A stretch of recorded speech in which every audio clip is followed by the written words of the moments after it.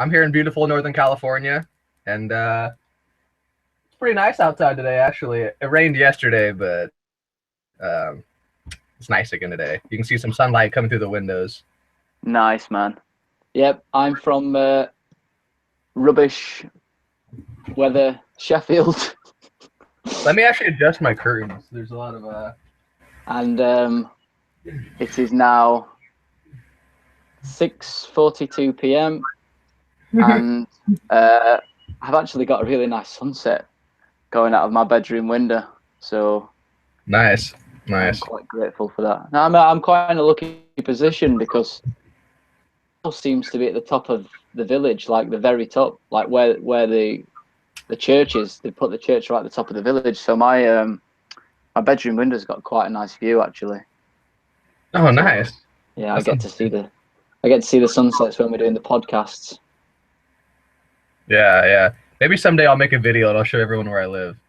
Yeah, that'd be cool, man. Yeah, probably much better than where I am, anyway. I don't know, maybe. But anyway, so we want to do a podcast about copper. We had a lot of copper questions. And yeah, copper is a huge issue in today's society, and a lot of the people that we deal with are of copper imbalance. And that's a huge goal of the program, is balancing copper. And I would say that even outside of nutritional balancing, it's becoming more and more in the mainstream. Like, you see more paleo people talk about copper, and other sort of like chiropractors and alternative health practitioners. Copper is definitely becoming more to the forefront as people start to understand its importance in health and how to balance it. You know what I mean? Yeah, it's still really rare, though. I think not rare. I just feel that not many people know about it whatsoever. Like, the amount of people that I try and speak to on Facebook groups and different forums, and even speaking to people in the street, or they've just not heard of it whatsoever. And I think because me and you are in the kind of the loop of things, obviously copper toxicity and copper imbalance is like a big thing for me and you, but for other people, it's completely, it's a lot of people, when I explain it to them, they just look at me as if there's something totally wrong, because it's just not even considered in the mainstream media or mainstream medicine or anything like that. Yeah, right. Yeah, and there's very important principles with copper. Is, first of all, you can't really concentrate on copper. Okay, so many people, they say I have a copper imbalance, and they think that if they just get rid of their copper, all their health problems will kind of go away. But no healing program is like the healing programs that we set up are not designed to specifically eliminate copper. As your body heals, it will eliminate excess copper and it will come into better balance. But we don't recommend things like, hey, switch to me. But we don't like things like chelation. Okay, so many people, if they have a copper imbalance, they want to specifically target the copper, right? So they want to take things that chelate the copper out of the body or something like that, or they want a program that's designed to eliminate copper. But you have to realize the programs that we give people are not specifically designed to eliminate that copper. As you heal the body, the copper will come out, but you need to focus on the whole system. You know what I mean? Yeah, I know what you mean, man. Sorry, I was just playing around with some of the settings. Right. Can you see me now? Yeah. All right, cool. Yeah. Sorry, man, I didn't quite get that. There was some settings going off in the bottom right here. So, what briefly? Yeah, the setting that you changed was it switched to big screen when I was talking. Ah, okay. Right. That's fine. No worries. Yeah. Right. So I'm not sure if they'll just see you as a big screen the whole time. I'm not really sure. Okay. Not that it really matters too much. No. Right. But yeah, just taking that whole systems approach and not, overreacting to the fact that you have a copper imbalance and trying to design the whole program to eliminate copper by doing things like taking chelation drugs or something like that, which will imbalance the system. The goal is always to balance the system, and as you heal, the copper will come out. You know what I mean? There's no real such thing in our practice. It's just, there's copper. We gotta try to target the copper. We don't target the copper. You know what I mean? Yeah, I do definitely think it's a common misjudgment from a lot of people, where it's kind of difficult sometimes to explain things to people. there's so many different things kind of involved.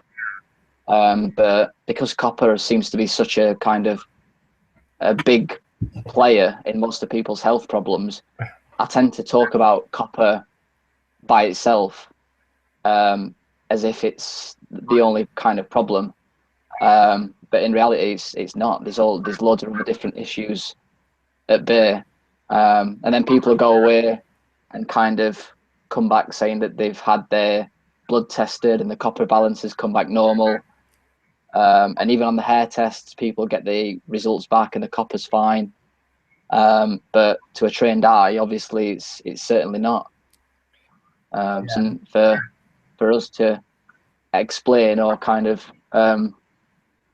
make people aware of the fact that if you get tested for copper and it's not, done properly, ideally by a properly done hair mineral analysis test, then 9 times out of 10 the copper's going to come back pretty regular, and that's one of the confusing things for a lot of people.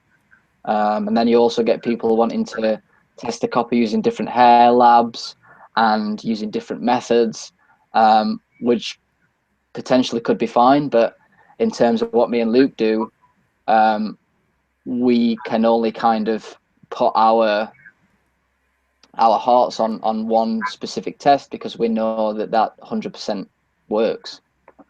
Right. And people will blame everything on copper. You know what I mean? And so I really try to get my clients and people to try to even move away from this idea of targeting copper and copper is causing all my problems and all these sort of copper things. You know what I mean? Just as you heal your body, as you heal the system, the copper will come out. And there's, like I said, there's no such thing as trying to just specifically really target copper and balance it. You have to realize that basically most people in our society have at least some degree of copper imbalance. You know what I mean? This could be too much copper, not enough copper. Some people actually don't have enough copper in their bodies. You know what I mean?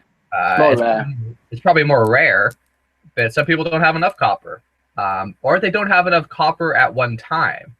So, for example, if someone's in fast oxidation, okay, we're going to give them a product, or fast oxidizers need copper, right? Same with limcomin, okay, which is a product, I made a video about it, that we give to someone with a low sodium potassium ratio. Okay, there is copper in limcomin because it helps raise the NAK ratio. And so people with copper toxicity, we will give them copper because they need a little bit of copper in order to balance the system at that time. But as you raise that ratio, your body is becoming healthier, and the system is healing. And even though you're giving the body copper, it will start to eliminate copper. You know what I mean?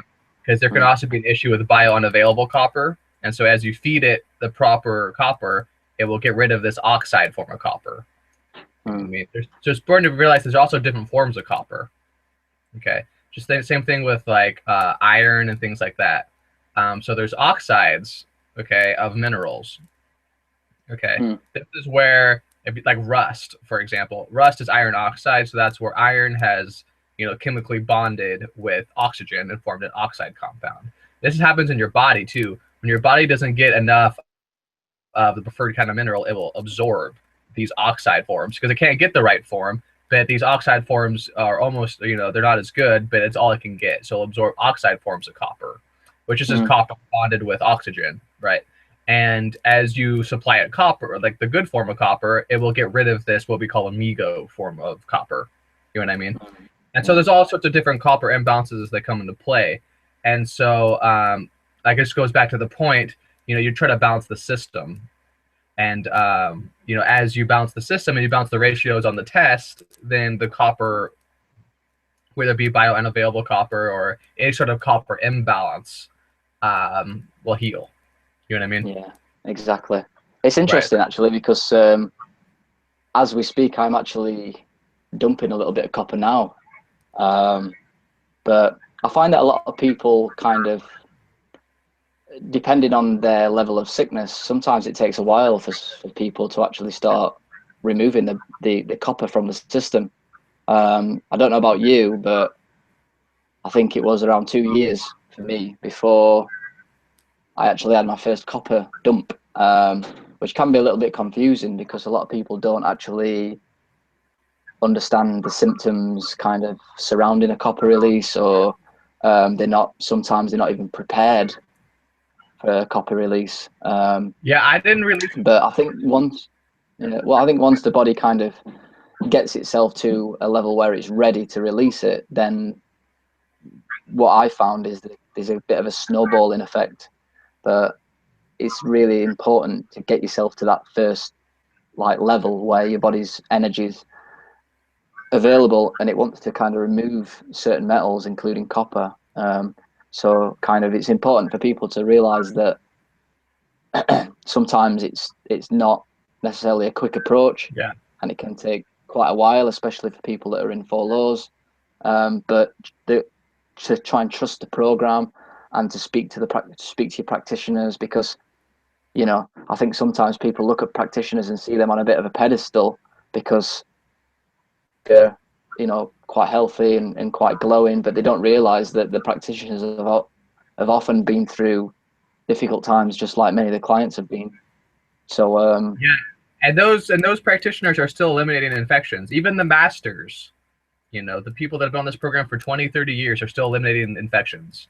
It never stops. You know what I mean? Oh yeah. I mean, I don't know how long you've been on it for, but for me, it's just over 5 years, and every week, once I finish work on a Friday and kind of mentally my body will start to slow down and heal certain metals. And today I'm dumping a little bit of copper. I got a runny nose, got a sore throat. I'm starting to feel a little bit tired. But after a while, you just get used to it. It's really important when you're kind of removing metals or going through even emotional changes, emotional traumas, to try and allow it to occur, and don't get too worried about it or don't get too scared. But it's difficult because if you don't have the proper guidance or you don't have the proper knowledge, it's very easy to think that you're getting worse when in actual fact you're not getting worse. And that's a big kind of problem that we get in nutritional balancing, because it causes so many healing reactions for people. Yeah. And what Lewis was saying about it takes time is very important. It takes time to balance copper.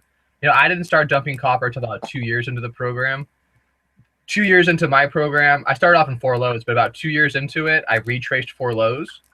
And then after the retracing of 4 lows, I came out of that 4 lows with a huge spike in copper, which is actually good. It was a celebration pattern, you know what I mean? Coming out of 4 lows with a giant copper dump, you know what I mean? And you can see it. I made a video where I show all my hair test. You guys can check it out. You'll see for yourselves. You know what I mean? How long was it? 2 years? About 2 years. Yeah. Okay. Yeah. Yeah. Same for me. I think for me, I was in Thailand maybe a year and 10 months. And I think I had my first release of copper.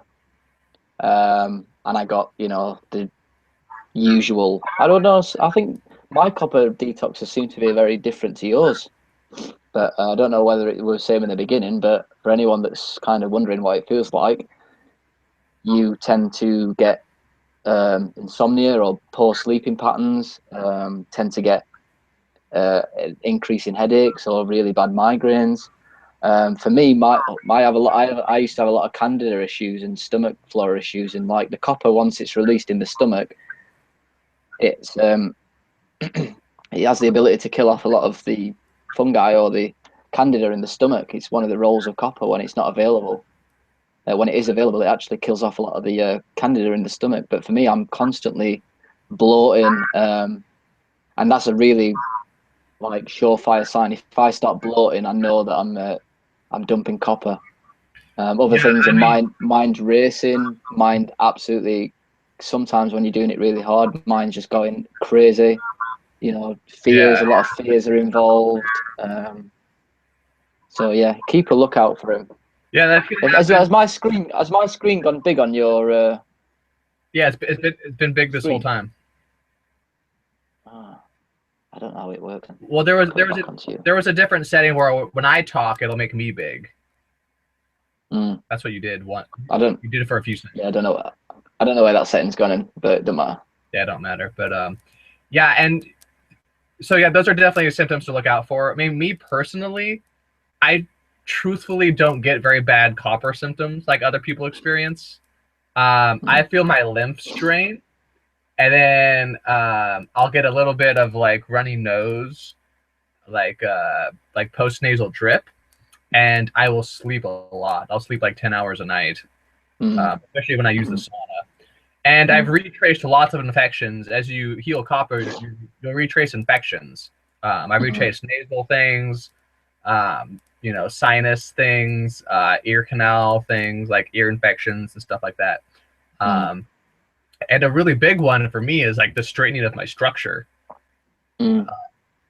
A lot of times, before I retrace, my structure will feel the straightest it's ever been.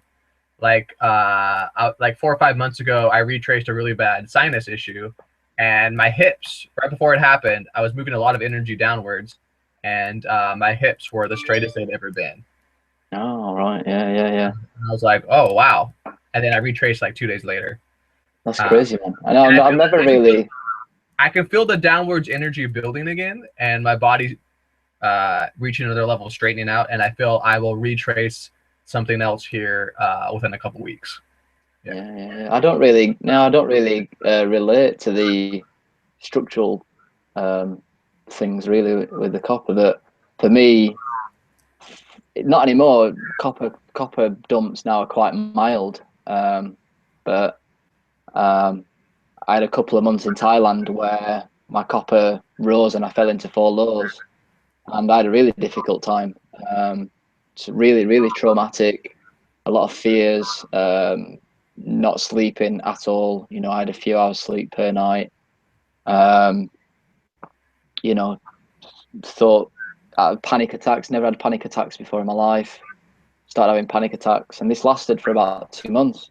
But after the 2 months, I found a massive like increase in my health and the way I felt. So you know, we've been through it. I've been through it. I mean, I speak to a lot of people nowadays that they have a lot of struggle with certain copper dumps, and I think if you've been there, it is difficult, but it tends to be a big change and shift for a lot of people. So if you can get your body to the level where it has the energy to remove it, as long as you do it in a safe manner, um, you can pass through it without too many problems, really. Right, and this snowball effect is very important. It's not true just for copper; it's true for healing, and that the program builds in on itself. And it might seem like you're going slow at first, but especially, this kind of goes along with the pushing exercise too, moving energy downwards. You'll feel the downwards movement of energy. You'll feel it grow. You know what I mean? And you'll feel the healing itself kind of grow and snowball, and you'll start to eliminate more and more things. Yeah, it's quite amazing. Yeah, I suppose it's a little bit like the Fibonacci sequence, and the Fibonacci sequence is like all across the universe and everything. And I think healing's probably no different. And it takes a while, and it's quite slow maybe at the beginning, but once you hit that first curve, and it starts to snowball, and then you know maybe in a few decades you'll get to the really pure point. And I think that's probably a sign of some sort of enlightenment, or these pure Buddhist monks can get to this stage where everything's really content and calm. But interesting mineral, because I remember when I first came across the idea of copper toxicity, and I thought, well, I must be really lucky. I've obviously got a really rare condition, and much to my surprise, maybe a year or two later, it actually started to dawn on me the amount of people that actually suffer from this condition. And it's I kind of do write a lot of things on Facebook groups, or do videos about how copper's related to certain um, things like visual snort and headaches, and things like schizophrenia. And people just completely just pass it off, thinking that it's impossible because they've never heard of it before. But It's important for people to realize it is so common. They will just, you can't believe how common it is. It's unbelievable. Yeah, most people have a copper imbalance, right? And you have to also realize that usually it's a copper imbalance along with other things. You know what I mean? People also have way too much aluminum and all these different minerals in their bodies. And there's also a certain type of personality that tends to accumulate more copper in their bodies. Copper a lot of times goes hand in hand with sympathetic dominance. Yep. Usually there's a lot of times they're very bright people that are just very in their heads.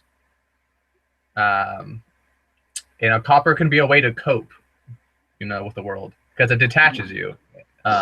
When you're very up in your head and you're coppery, it helps detach you in a way. And so trauma plays a part because the body will respond by absorbing more copper in order to detach itself from trauma. You know what I mean? There's so many different things at play, which is so nice about our system is that you don't really have to concentrate on any of these root causes. It will come out if you do the program. You know what I mean? I remember when I first started the healing journey and the clarity started to come back a little bit. But when I was in certain situations like conversations that I wasn't too comfortable in, I would feel the kind of cloud come back. And I know that now that was the copper like protecting me from whatever stressful situation I felt like I was getting myself into. But it's interesting when you were talked about the kind of detachment and stuff, because the ability of copper or the certain vibration that it's on, is quite astonishing. I think that when it can get to a certain level or get to a certain height within the brain, it literally can detach a person so much that they start hearing voices, start getting schizophrenia, start getting bipolar. Do you know what I mean? It starts to affect the electrical system. There's no copper's used a lot in metal wiring and electrical systems, and if that obviously gets kind of lodged in certain areas of the brain, it does what it does best, and it's a brilliant conductor of electricity, and it has the ability to short wire the biggest electrical system in the body, and that's the brain. So this is why you get things like Tourette's and fits and epilepsy, and but like I said before, it's not just copper, but copper obviously plays a main role because of the effects of electricity, and also it has a really close connection with people who've got EMF sensitivity, because I suffered a lot from EMF sensitivity a few years back, and now luckily I've overcome it. But when I do the copper detoxes and I know that the copper's in my blood, the EMF sensitivity comes back. I can feel it again, and then maybe a few hours or a day passes by and the sensitivity will disappear again. So it's really important for people that have got EMF sensitivity to understand that copper acts like an antenna for the frequencies that are passing by. Right. And like we said, most of the bodies, have a copper imbalance. Part of it is the time we're in. Copper energetically is the more feminine sort of love mineral. And so people that are high in copper are generally kind of loving and almost childlike and, sort of like those personalities, I would say. So there's a lot of copper on planet Earth right now because there's a lot of opening up of different ideas, and there's a lot of a lot of people, especially like the young people I'm around, even though they are too yin and they're not very grounded and they don't tend to make the best life decisions, and a lot of them struggle with like drug abuse and stuff like that. They're for the most part pretty loving people. Like when they're with each other, they are pretty loving with each other, and that's kind of what is kind of occurring on planet Earth right now. It's very high in copper, like the whole Earth. You know what I mean? Well, yeah, it is the cool. Yeah, it's kind of, and it's being used in that way to kind of move the bodies in a certain direction, because copper can also break down tissues in the body. And you can see this on a hair test. As you go through development, phosphorus will rise, and that's actually the body will use copper to break down old tissues. You know what I mean? So there's a lot of breakdown of old thoughts going on Earth right now. And that's part of the reason why the bodies are so high in copper. Other reasons are because, you know, it starts with the children. The children are usually born with high copper. Children are naturally higher in copper. You know, that's part of the reason why children are, you know, more loving and kind of spacey and, you know, childlike, you know. And it's kind of natural. It's like a natural maturity is that children, as they age, should eliminate more and more of their copper and become more like zinc, you know, and stuff like that. Things like that. I think it probably is important to obviously mention the kind of relationship between copper and zinc, because, as you say, coppers are more of a female mineral, and in terms of women obviously accumulate or use more copper just because of their femininity. And because copper is so high, in so much high quantities today on Earth, a lot of women do suffer a lot from copper toxicity and copper imbalances. Any women that suffer from kind of PMS, you know, it's likely that you got a copper imbalance. Copper rises at menstruation each month, and people get all the symptoms of someone that's really copper toxic. You know, a lot of anger, a lot of anxiety, depression, fatigue. So it's really important to kind of understand that zinc plays a huge role in balancing copper and reducing it. And in a sense, the nutritional balancing is very much designed around focusing on bringing that zinc back into people's lives, because the earth, the copper, the different metals in the system causes a lot of chaos. The fact that people are ungrounded, the stressful situations, the diets, they all create a yin environment. And a lot of people kind of listen to the ideas of yin and yang and think that it's some sort of esoteric nonsense. But at the end of the day, yin and yang is just another way of understanding and discussing balance. And balance is everywhere. You know, balance is everywhere on Earth. You need, you know, the sky and the sea balance each other out, and the rain system, and the sun, the moon, everything's balanced. You know what I mean? The gravity on Earth, everything works towards creating a good balance, and the human body is exactly the same. And you know, copper and zinc, copper's yin, zinc's yang. It's a really good way and technique of describing complex things in much more simpler terms. And you know, everyone's got yin disease today, and the whole idea really of nutritional balancing is to give the body more yang environment, a more yang mindset.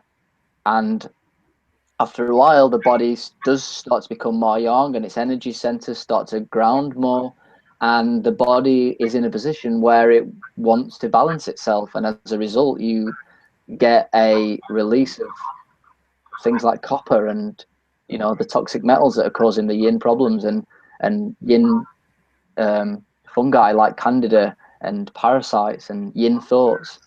So it's interesting. Right. And then what you said about women is absolutely true.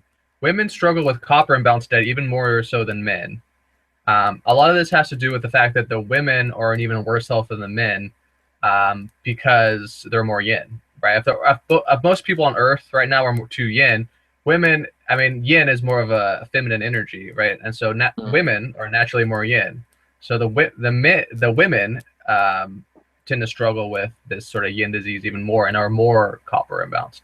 It's a very interesting concept what Lewis was talking about, where women are more copper based. And so even if a woman is on a program and she balances herself, compared to a man that balances himself, she will still have more copper, because it's just part of her natural sort of being. You know what I mean? Women, their feminine qualities. So there's nothing wrong with these feminine qualities. They just have to be in balance. You know what I mean? They give women more of an intuitive nature, more of a loving, more social nature. These are all sort of copper feminine qualities that we still want in women. They just have to be more grounded. And so that's one of the reasons why we give everyone basically zinc today. You know, red meat is very high in zinc. That's why we like people to eat red meat, which is different than a lot of other sort of programs out there. You know, things like that. And You know, it starts basically most people have a copper imbalance from birth because they're born zinc deficient. And so supplying enough zinc to counteract this copper is very, very important.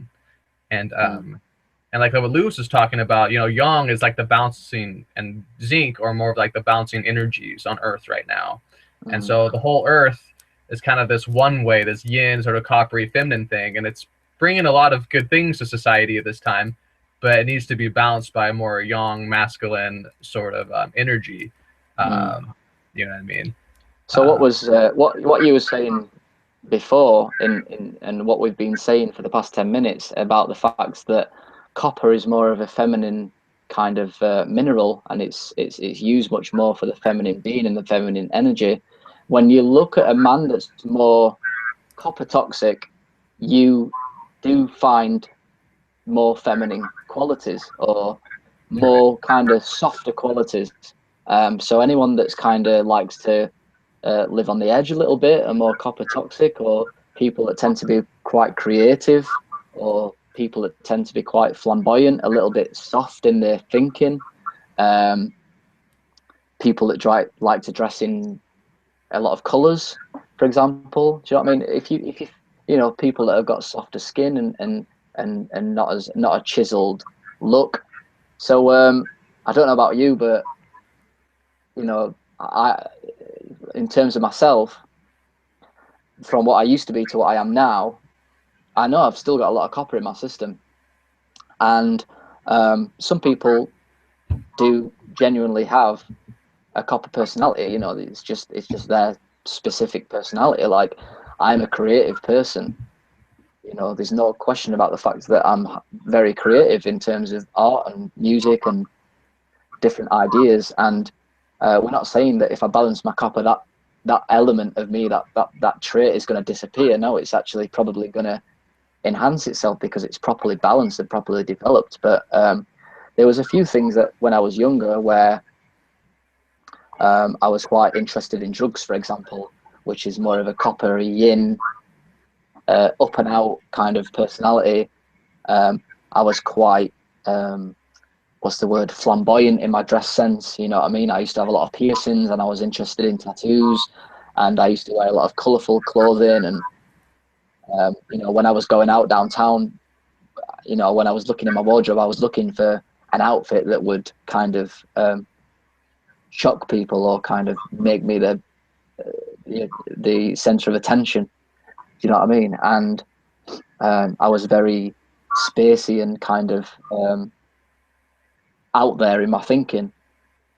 And it doesn't mean that I'm not out there now in my thinking. You know, there's certain personality traits that enhance when you balance the copper, but there's also certain personality traits that weren't quite true to you that seem to decrease. Right. So now I'm a lot more grounded in my thinking. I'm a lot more comfortable in living on Earth, or living in physical reality, but my ideas are still kind of out there to a lot of people, but they're very grounded in the kind of concepts.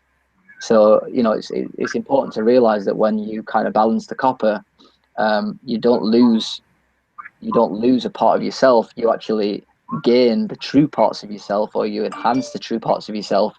Right. And you might lose, or you know, you might change a little bit the parts of you that weren't quite real, and you feel that inside your soul. And you know, and it's quite refreshing, I think, when you get to that stage. Yeah, but it's also important to remember it can be kind of scary sometimes. You know, when you think you're some way and you've been your way your whole entire life, and you resonate with that part of yourself, and all of a sudden you release some copper and you become less that way, and there's a little bit of an ego breakdown.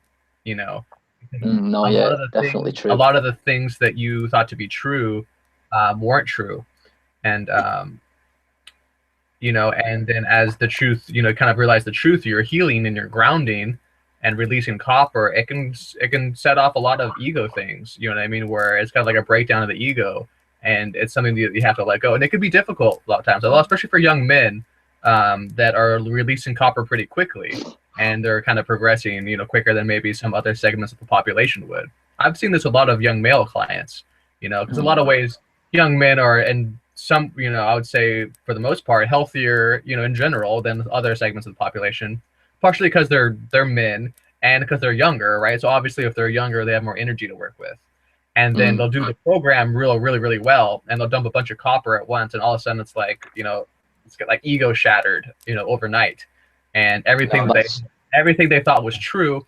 You can imagine if everything you thought was true about yourself and your reality and the way that you thought about things kind of comes crashing down. It's a huge shock to the ego sometimes, but it is what's needed. Copper imbalance, it affects the young men. It affects men as well a lot in our society, and it's part of the reason why you see a lot of more effeminate men that are less willing to kind of go against the grain. There's less rugged individualism in our society. It's more victim thinking. It's also, more sort of like liberal victim mentality. Okay. And that affects the young men, you know what I mean, too. And this sort of this balancing quality that the bodies need today, including the men, is more sort of grounded, business orientated, more straightforward, less likely to care what society thinks because they're more interested, in their own work or whatever, you know what I mean? At less social in some ways. Men are that masculine energy in a lot of ways, a little bit, in a lot of ways, it's less social. You know what I mean? It's more, no, that's true. You know what I mean? Women in general want to be a little bit, the feminine energy wants to be a little bit more accepted. And there's nothing wrong with that. It's important because it balances the masculine, which can get overheated in a lot of ways. But this is what's needed. And so, yeah, young men too, they go through the program, will experience these changes, not only the women as they become, more masculine in some ways. And, but like I said, it's definitely what is needed. You can see the kind of, a lot of people in our society are shocked, when you speak to what you find as truth, or they see that kind of man who doesn't care so much quite about like what society thinks and things like that. You know what I mean? No, that's an interesting point actually, and maybe the fact that men are usually or should be more grounded and tend to be a little less social and stuff, if they're quite balanced, then the women's obviously has a little bit more of a copper imbalance, a copper type of personality, and they do bring the social aspect into the man's life when in relationships, in man and woman relationships. And that's what's kind of interesting, because naturally a lot of men have certain qualities and a lot of women have certain qualities, and when they come together in a monogamous relationship, they blend quite well. And but I think sometimes when a man's too copper toxic and he's going out with a woman that's also copper toxic, there seems to be a blending that occurs that's just not quite as natural, or the energy just doesn't seem to blend very well, and you find that there's a lot of clashes and different things that are happening. But it's interesting what you were saying before about men kind of, or women kind of waking up to the truth, or waking up to certain parts of reality, because I definitely lived my life thinking I was a certain, and you mold your personality and you mold your thoughts and your thinking around that person, and then when you release the copper, it sometimes feels a little bit like someone's handed you the jail key and you've walked out of the door and you're into a different reality, and it's quite shocking sometimes to feel like that. But I think that's why it's important to have guidance, because a lot of people think that they can do the program by themselves. It sounds simple: a little bit of diet, a few supplements, some drinking water, and it's really simple. It's really easy to think that if I do more of the program, I will heal quicker. And in actual fact, you shouldn't be adding extra, and you shouldn't be taking away extra. You should just be trying to do the program as much as possible, because just like the yin and yang, the program is very balanced as well in its effects on the human body. So if Dr. Wilson or a practitioner says do 1 coffee hour a day, don't think that by doing 6 is going to make you heal quicker. It could actually be more detrimental, because you can go through healing reactions far too quick without enough knowledge and experience about what's going on. And instead of healing a person, it can traumatize them a little bit. and that's not really what we want. And it's really easy for clients to, you know, instead of doing 20 minutes in the sauna, they'll do 1 hour, 2 hours, and all of a sudden they'll get healing reactions that are really overwhelming. And, you know, that's not the idea of it.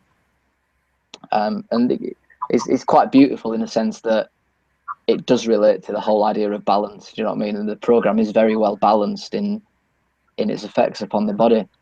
So if people can live the life with the idea that balance is key, you know, not too much yin, not too much yang, you know, you should be aiming for the middle of the yin yang symbol, then things run a lot more smoothly. But I think when you're feeling sick and you're feeling ill, you do want to do more, thinking that more means quicker. And in many cases, you might, but too much of the good stuff could sometimes be detrimental, unbelievably. Yeah, it can be. It can happen too fast. You know, sometimes healing in and of itself is a trauma. Sometimes becoming aware of the truth is a trauma in and of itself. You know what I mean? If you thought the world was one way, one thing that I've seen with people is there's a lot of like moral relativity. And like, young people at this time, like there's no real absolute truth. It's like, oh, you can have your religion or this, like it's a sort of moral relativity where there's no real you know, truth as far as like morality. Does that make sense? Like you can have you know, any sort of relationship with any sort of gender, or you can have all these different, like any religion is fine. You know what I mean? Even though that's not true. You know, if the religion harms women, then obviously the religion is not truth. You know what I mean? And I've seen it in people where their whole thinking and the way they cope with their reality is a sort of relativity where everything that anyone does is fine. You know what I mean? And then all of a sudden they heal and they realize that there is truth and that these people and that there is no such thing as the moral relativity. You know what I mean? And that can be a huge shock to people. I've seen it. That's really true, man. I mean, they'll have emotional breakdowns, just crying. So, like, you know what I mean? Just because everything that they thought about themselves and the way that the whole way that they coped with existence is shattered around them. That's an interesting concept. And you know, it's one of the biggest quotes in the Bible. You know, seek the truth, and the truth will set you free. And I don't think a lot of people quite understand what that means, or you know, the true power behind it. And it basically means question everything, question absolutely everything. I think a lot of people that are sick, especially with copper toxicity, all they want to do is heal so that they can rejoin society, and thinking that society is actually normal, and they're not normal. Right. And one powerful thing that illness or copper toxicity can do is it can make you understand that there is a truth out there, and there's certain rules and regulations that we should actually try and stick to. And it's quite shocking for a lot of people who heal, and all of a sudden they still feel discontent because they're expecting to be healed and then to suddenly fit back into their friends' social circles or fit back into their workplace because they've healed. But in actual fact, the truth of the matter is that the majority of people's friend circles and the majority of workplaces are not actually very truthful at all. And you know, you need to look elsewhere if you want to find more long-lasting happiness. But for me, I think kind of the truth, you know, I do believe there's a lot of truth in the Bible. From my experience, I don't know about you, but I used to be a complete atheist. But the more I've healed, the more I've realized that humans do need rules, and a lot of it's in the Bible, which is very important. But like most, like kind of health gurus, basically tell you is to try and return to what we used to be, what humans used to be. Right. Do you know what I mean? We came from the trees and the seas, and we came from eating good quality food, and there's a lot of truth in that. you know, there's a lot of truth in that, to try and surround yourself by greenery and nature, and you know, eat good quality foods. And for me, from my experience, there's definitely a lot of truth in that. And you know, everyone has skills, and there's a lot of truth in the personality that people are born with, and there's a lot of truth in, you know, people's skills and people's weaknesses. And you know, you need to be in a position where you can be confident about who you are and who you are as a person. And the idea isn't to not necessarily try and fit in, but to lead by example, I suppose.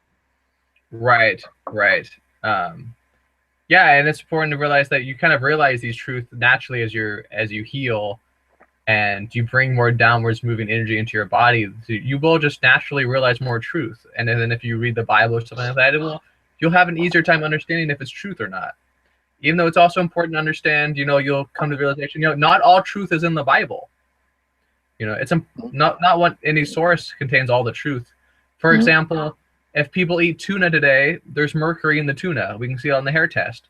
Now, does it say anywhere in the Bible that you shouldn't eat tuna? No. So you can't. So a lot of people only live by the Bible, and if it's not in the Bible, they can't even recognize it as truth, right? Exactly. We can see from the hair test, obviously there's mercury in the tuna, and just because the Bible says that doesn't say anything about eating tuna, doesn't mean you should eat tuna. You know what I mean? And there's a lot of right, and there's a lot of things like that. But you know what Lewis was saying with the Bible and things like that, the more young quality is, you know, regardless of what you think about watching this, it's a more conservative sort of Christian sort of energy. And my clients, they tend to become more conservative Christian types as they heal. It just happens. Part of it is letting go of victimhood, and being able to, you know, work for yourself and take care of yourself is a more sort of individualistic, conservative sort of idea. You know, if that makes sense. Yeah, a lot of it as well is about having a little bit of humility. There's a balance between having a little bit of humility and taking more responsibility for yourself. You know, and kind of taking more responsibility in self, in the fact that you need to question everything. But at the same time, it's not having so much self-confidence and so much self-belief that you think whatever you think is right. You know, you need to have a bit of humility to realize that there's a lot of wise masters out there and a lot of wise teachers to teach, and you know, you need to be learning from them as well. You're definitely not perfect. And so if you can strike a balance between taking responsibility for yourself but also having a little bit of humility, I think you get quite far. Yeah, humility is very, very important with balancing copper, realizing, you know, you have an imbalance. And you know, it seems like we've gotten off topic away from copper, but, you know, again, the copper is part of the system, and all these sort of things go into balancing the system and, you know, and balancing copper. And humility is very important. A lot of the young people in our society think they're very bright because they have access to the internet, and they can see any sort of fact they want. They can go to Google and Google it, and they think they're a lot smarter than they really are. They think they're a lot smarter than their parents. And in some ways they are, you know, growing up with technology and stuff, they know how to manipulate technology better than their parents and things like that. But they don't realize how sick their bodies are. A lot of times they don't realize how grounded they are. And it's a lot of it is arrogance. Arrogance is probably the hardest disease to cure. You know what I mean? There's a saying in macrobiotics. That's a saying in macrobiotics that the hardest disease to cure is arrogance. You know what I mean? And it's easy to fall into that trap in our society because we have so much at our fingertips, and we all fall into that sort of trap where we think we're so smart. But yeah, it's yeah, it's important to have humility, and it's wise to listen to someone that's smarter than you. Definitely. You know what I mean? And yeah, the thing about the arrogance as well, it's quite difficult to not be a little bit arrogant when you follow a program that's so powerful, because you know it's pretty obvious that we think a hell of a lot differently to other people, and we obviously believe in something you know, very powerful. But to have that humility is extremely important, I think. And, you know, understanding that there's probably, you know, a God or a one mind or, you know, universal laws. I think it's important to kind of keep that in mind. You know, also keep in mind that there's, you know, highly probable that there's other different dimensions out there. There's other types of beings, other types of very wise entities. You know, it's important to have that kind of reduces the arrogance a little bit. Right. Kind of following the program as well. You know, is kind of quite simple to start the program and think that you're going to be healed or you're going to be fixed within a few months to a few years. And after, you know, I'm five and nearly 5.5 years on the program, and I've realized that the mind and kind of ridding the ego and purifying yourself is a very kind of difficult process, and the ego is quite stuck, quite lodged in there. It doesn't really want to go.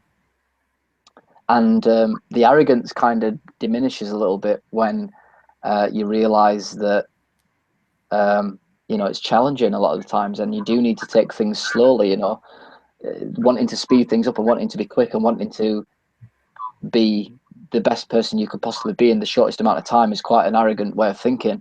And although the program is powerful and it does heal you very quick, in other levels things are very slow, development's very slow, and the arrogance kind of diminishes a lot when you start to realize how slow things are. And Yeah.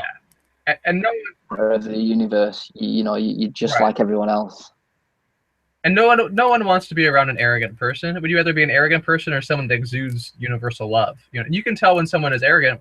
You know, I can see someone as arrogant in their energy field, right? Just by their posture and the way they, you know, you can tell right away when someone's arrogant. Do you really want to be around an arrogant person, even if they have truth? No, you want to be around a person that gives love to you no matter who you are. You know what I mean? That's what Jesus taught. That's what was so powerful about Jesus' teachings. You know, Jesus hung out with the dregs of society. You know what I mean? You know what I mean? Giving them universal love. He wasn't arrogant about how he was a master compared to them. No, he was there to share his love with all the beings. And you'll come to that. It's interesting. Yeah, yeah. And you go through cycles as you heal, you know. Now it's kind of, you know, you have to balance it, because at a certain extent, like we talked about, you will realize that there is truth, and as you become aware of truth, you know, people will be living not truth, and you will learn to be aware of that while still loving them, and that's really the key to it. Understand. That's cool. Yeah, and that's really the key to it. That's the point you want to get to, is being able to observe and recognize that, but still giving them unconditional love, instead of being arrogant that you have truth and they do not. And you'll go through a cycle of this, and you'll get better at it. But that's eventually the point you definitely want to get to.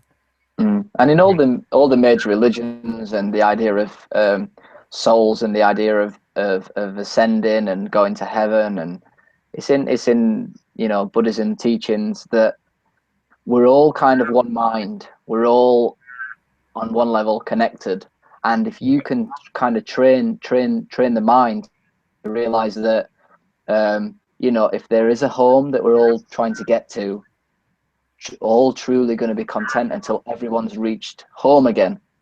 And you know, that's the whole reason why compassion and teaching other people so important. You know, it's not like eat every man to themselves, because you know, on a deep level, no one's truly going to be happy until everyone's happy.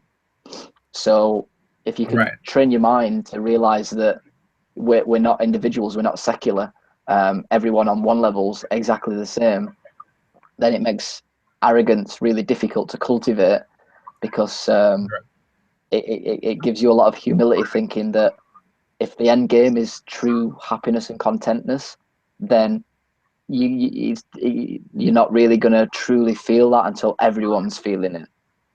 So that's an interesting concept. But moving back to kind of copper, I just wanted to mention quickly about things like candida and parasites and gut flora. You see a lot of people these days doing a candida diet or a parasites diet and wondering why they haven't kind of completely eradicated, intestinal gut flora problems or parasites. And copper, if it's not balanced and if the adrenal glands are not working properly, you will never, ever, ever be able to manage candida or any other kind of intestinal flora problems without balancing these, without balancing the copper, balancing the minerals, and kind of getting the adrenal levels to a point where it can deal with the environment that it's got. I did have a chronic ear infection for maybe 22, 23 years. And it was always in my life, and all my family knew that I had this chronic ear infection, and I had steroids and steroid creams and antibiotics. And I think I remember one time when I was around 18, maybe 17, 18, I had got the ear infection tested and it came back fungal. I had a fungal infection. Obviously, later on in life, I realized that I had a problem, which was most likely causing my ear infection. And it wasn't really until my adrenal glands were much better functioning that chronic 23-year infection actually disappeared. And that was the same for my hay fever as well. I had hay fever for 23 years, 24 years, and it's actually this year's the first year in 25 years that I've had no symptoms of hay fever. So just goes to show the importance. That's allergies, right? Hay fever. Yeah, pollen. I think that's more of an English term, hay fever. Yeah. So you guys, when he says hay fever, you guys, he doesn't. For those in America, he doesn't mean like the flu or something. He means like bad allergies. Yeah. Bad allergies. What do you call pollen allergy in America? I think some people use hay fever. Yeah, hay fever is a term here in America. Usually you just say like I have allergy problems, I think. Yeah. But yeah, I mean, as I say, if you don't balance the copper, and if you have weak adrenal glands, then it's most likely you have a severe copper imbalance as well. If this is not balanced, then it's pretty impossible to kind of get the candida to a normal level. Yeah, luckily I've never had allergies. I don't even get poison oak. No. Yeah, I mean, on another note, I'm not sure how long we've been doing this podcast for, but kind of. Yeah, but for me, this is a strange thing that's happened, but I feel totally blessed that I have suffered from copper toxicity and copper imbalance. Me as well. I feel totally blessed that I had adrenal fatigue and adrenal burnout. I feel totally blessed that I had visual snow because I've learned so much from healing it, like not only through knowledge, through learning about it, but through actual spiritual kind of knowledge that comes from a different part of you. The whole idea of seeking truth, the whole idea of meeting new friends and meeting new people and kind of getting back in touch with my true personality and my true self.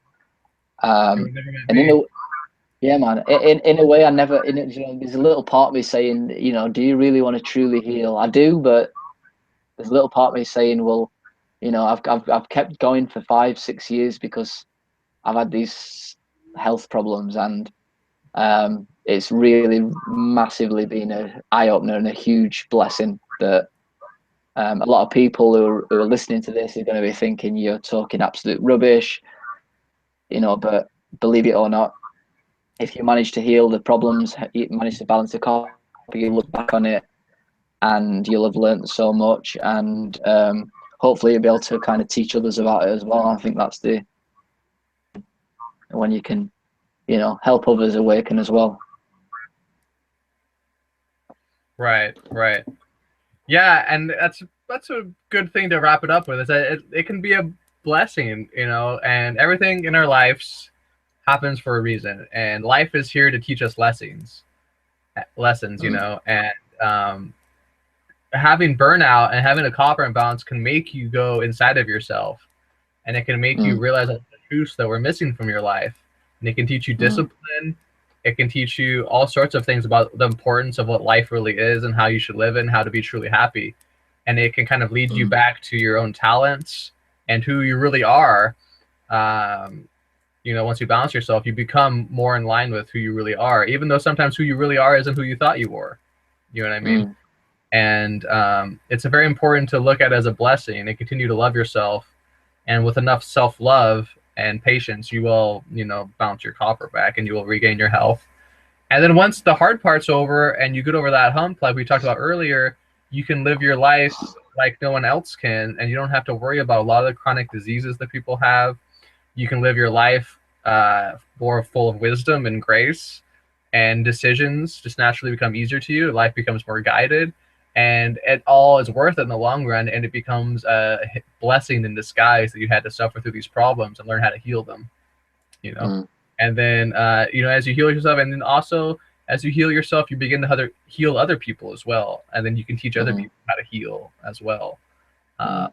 Maybe it's that's the whole idea. Maybe that's the whole reason for health, for illness. Maybe that is the reason why we're all here. You know, you got to question it. You know, I have some people come here to take on an illness in order to heal it for others. You know, the right, earth is an amazing place, but it's also an amazing teaching place. And nothing's made me more wise than illness. Nothing.